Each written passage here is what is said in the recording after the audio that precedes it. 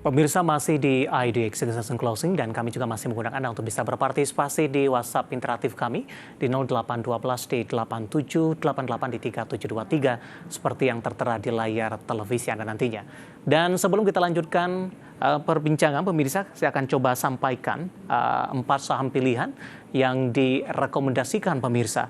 Yang pertama ada BBRI direkomendasikan buy on weakness 4.460 hingga 5.075. Saya ulang kembali untuk BBRI, rekomendasinya adalah buy on weakness pemirsa di 4.400, resistennya hingga ke 5.075. Kemudian ada BRMS, buy on weakness, supportnya di 320, resistennya hingga ke 432. Juga direkomendasikan buy on weakness. Kemudian ada Adaro, saham pilihan yang ketiga, tadi pun juga sempat kita ulas sebenarnya, lebih ke arah akumulasi buy, supportnya di 3.390, sementara resistennya hingga ke 4.050. Dan terakhir dari properti pemirsa, ada Pani, juga masuk ke dalam salah satu saham pilihan, akumulasinya buy, supportnya di 14.750, resistennya cukup lebar hingga ke 19.900 rupiah per sahamnya.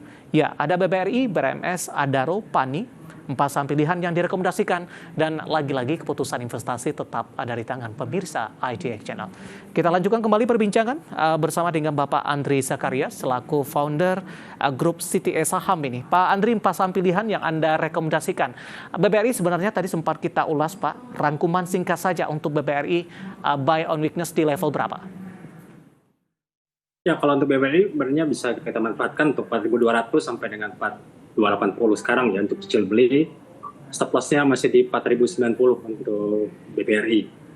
Ya, sementara kalau untuk resistnya tadi kan disebutkan 4.450 sampai yang krusial di 4.640 untuk breakout-nya untuk BBRI. Oke, dari updatean terbaru Pak, BBRI hari ini ditutup lebih dalam pelemahannya. Ketika tadi sebelum penutupan masih melemah di 1%, penutupan sesi kedua di 2,07%, 4260, beda tipis dengan intraday terendah hari ini di 4250. Apa yang bisa kita cermati Pak Andri di tengah penutupan sesi kedua hari ini, BBRI melemah lebih dalam secara intraday? Ya, kalau dilihat kan memang saya pikir ya wajar koreksi ya. Kalau dari founding wave kan emang harusnya dikoreksi dulu ya turunnya. Karena kan kemarin terendahnya kan 4170, naik kemarin sempat 4340, sekarang koreksi lagi 4250. Jadi selama masih di atas 4170 sampai dengan support low-nya di 4090, saya pikir masih tetap naik ya. Karena meskipun semalam ini kan sentimennya kan investor asing masih tetap jualan terus ya. Iya. Sempat sampai di atas 24 triliun untuk top ini. Jadi tapi tetap untuk momentumnya ini dari window dressing dan juga rupiah sendiri ya. Rupiah kan kita lihat juga ini pengaruh ke finance juga ya. Baik. Jadi kalau rupiah masih tidak jebol di atas 16.000 ya banyak intervensi di Bank Indonesia. Saya pikir juga BRI saya pikir masih akan konsolidasi ya di antara 4170 sampai dengan 4450 untuk kita akumulasi ya. Pak Andri, dari grup CTA Saham ada revisi tidak Pak untuk target BBRI sampai dengan akhir tahun? Sebelumnya sempat menyentuh ke level intraday tertinggi dan tampaknya tekanan BBRI lebih dalam dibandingkan dengan beberapa perbankan big cap lainnya. Ya, kalau melihat sih yang saya bilang tadi kan, kalau untuk jangka pendek ini harusnya konsolidasi untuk BBRI ya. Yang antara range-nya 4.090 sampai 4.640 ya, agak cukup jauh. Tapi kalau untuk medium term kemungkinan Santak Australia kemungkinan agak susah. Yeah. Kemungkinan nanti naiknya lagi di genre efek. Jadi emang kenapa? Karena kalau dari technicalnya sendiri dan juga dari outflow, saya pikir ya BRI masih rawan untuk menuju di bawah 4.090 sampai dengan 3.640. Targetnya masih sebenarnya 3.400 untuk jangka menengahnya. Jadi kalau dikali revisi emang harusnya kita revisi turun ya, karena tahun depan saya pikir juga BRI akan lebih dalam lagi. Jadi tapi kalau untuk kita ngomongin ini sampai di bulan ini sampai dengan antisipasi untuk window dressing dan juga Santak Australia, saya pikir masih bisa bertahan dan di atas 4.000, meskipun ada turun pun juga turun dikit paling 3.900-an, setelah itu kan rebound menuju nanti genre efek di antara 4.400 sampai dengan 4.640 untuk breakout-nya. Baik, sampel yang pertama dari BBRI, kedua langsung saja kita ke BRMS Pak. Analisis dan pertimbangan merekomendasikan untuk BRMS. Ya, kalau untuk BRMS sebenarnya masih dalam range trading ya, karena juga market kan masih menunggu ya data tenaga kerja. Kenapa? Karena laporan keuangan kemarin kan sudah didiskon ya, net income-nya kan plus 54%. Tapi saya pikir masih kecil ya kalau melihat harga gold kemarin kuartal kuartal 3 harusnya melejit, harusnya lebih dari itu. Mungkin nanti kuartal 4 harusnya lebih bagus lagi. Jadi kalau lihat selama supportnya masih 366, atasnya 470. Jadi selama kalau BRMS ada di bawah 400, saya pikir bisa untuk cicil beli. Kalau di bawah 450 sama 470 dan cicil 2. Jadi saya pikir menjelang besok datanya kerja, karena kan itu pengaruhnya ke gold ya, harga emas. Karena kan agak rawan masih bisa di bawah 2.600 juga per troy ounce. Jadi artinya kalau gold di bawah 2.500, nah setelah kita bisa masuk untuk cicil beli untuk saham BRMS. Baik. Kita beralih ke saham pilihan selanjutnya dari pertambangan batubara, ada Adaro. Tadi pun juga sempat kita ulas singkat sebenarnya untuk Adaro. Akumulasi buy di level berapa untuk Adaro, Pak Andri?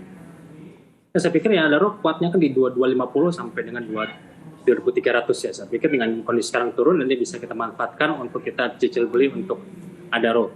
Ya, karena kenapa? Karena kan terlihat di sini juga asing udah net buy-nya sudah besar ya. Senin Selasa aja kemarin net buy-nya hampir 1 triliun.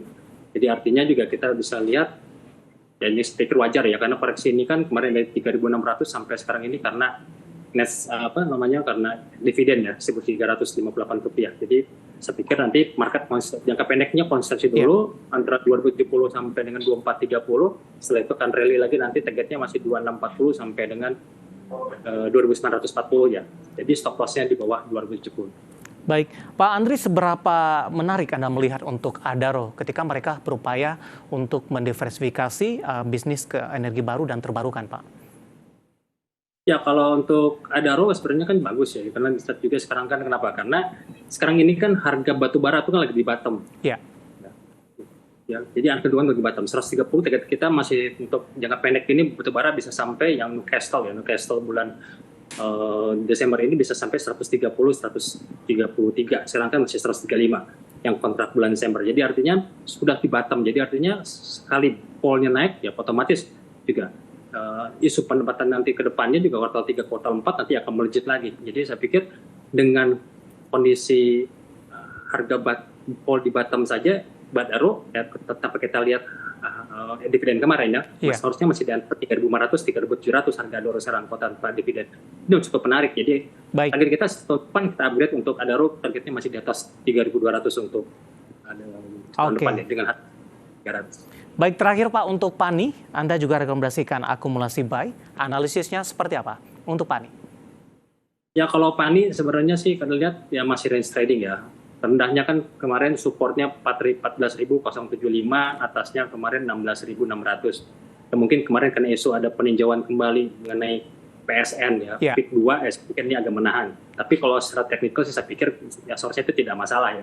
Karena dari teknikalnya PANI ini akan menyusul nanti harga petro dan juga harga MLP di atas 20 ribuan target medium termnya. Jadi kalau ada penurunan di bawah 14.000, saya pikir bisa untuk masuk, karena ini saham ini ya kalau lihat kan lebih ke ini ya, ada milik fund-fund tertentu lah ya. Jadi bukan kutubnya retail, jadi karena ini saham juga cukup mahal.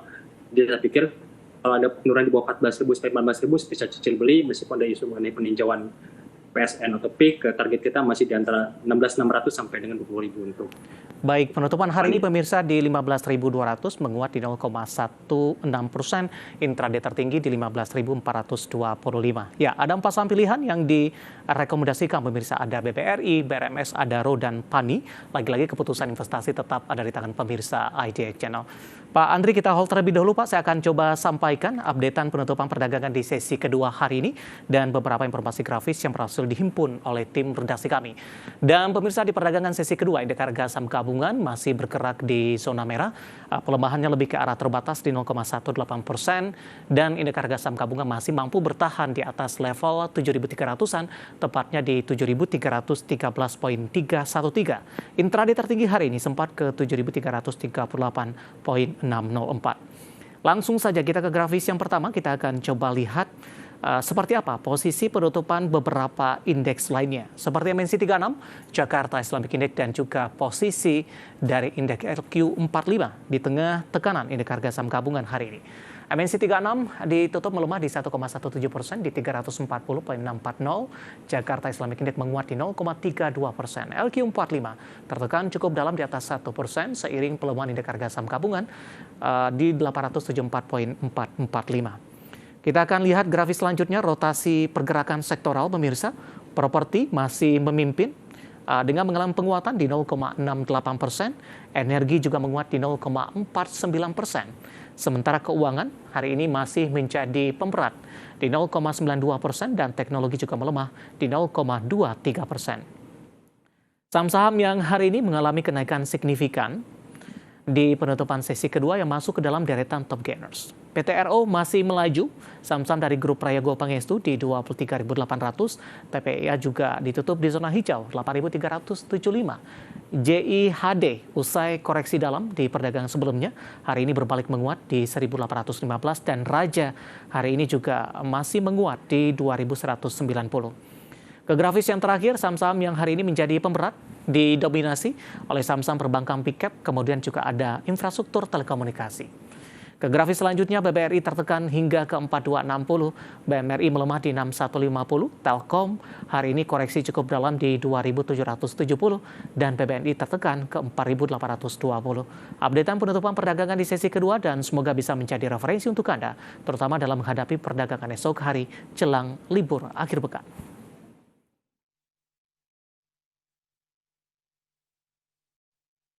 Kita akan jeda kembali dan tetap di tempat Anda. Kita masih punya satu segmen lagi untuk menjawab beberapa pertanyaan masuk di WhatsApp interaktif kami. Kami akan segera kembali sesaat lagi. Kita sudah sampai di segmen terakhir dan terima kasih juga untuk Anda yang masih bergabung bersama dengan kami. Pak Andri, kita lanjutkan kembali di WhatsApp interaktif. Masih ada beberapa pertanyaan yang baru saja masuk. Bapak Hen dari Sulawesi ini, Pak, tidak sebutkan kotanya di mana. BBRI, sebenarnya BBRI tadi juga sempat kita ulas, tapi kondisinya berbeda ini, Pak. Bapak Hen dari Sulawesi nyangkut di 4730 ini. Analisis dan rekomendasinya, apakah diperlukan averaging down atau di hold saja?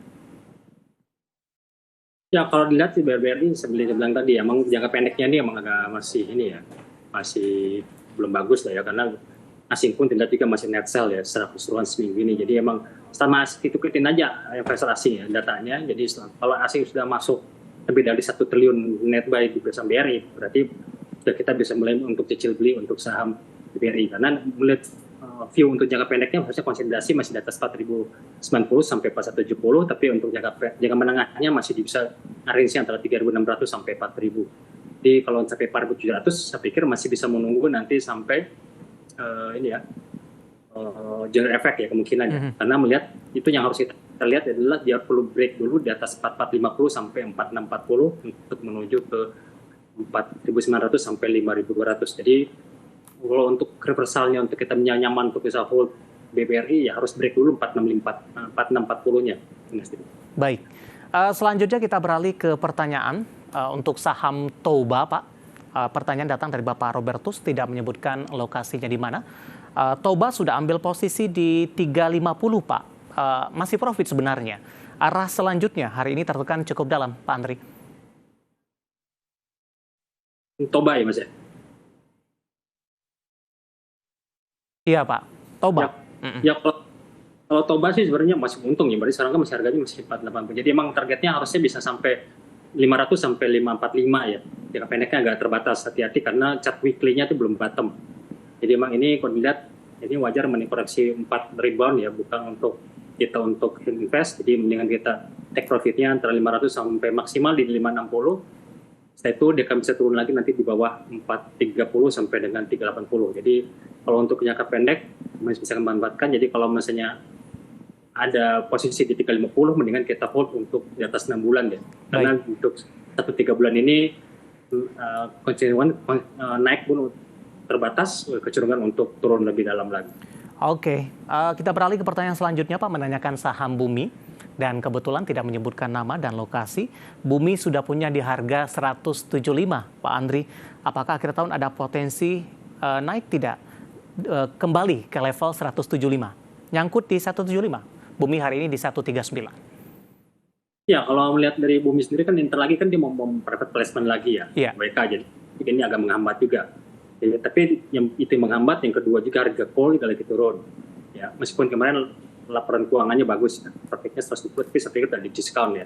Makanya sempat naik kemarin dari Rp90 sampai naik ke Rp176. Jadi kalau dibilang 175, saya pikir masih bisa, cuman mungkin tidak di bulan ini ya. Kemungkinan nanti di bulan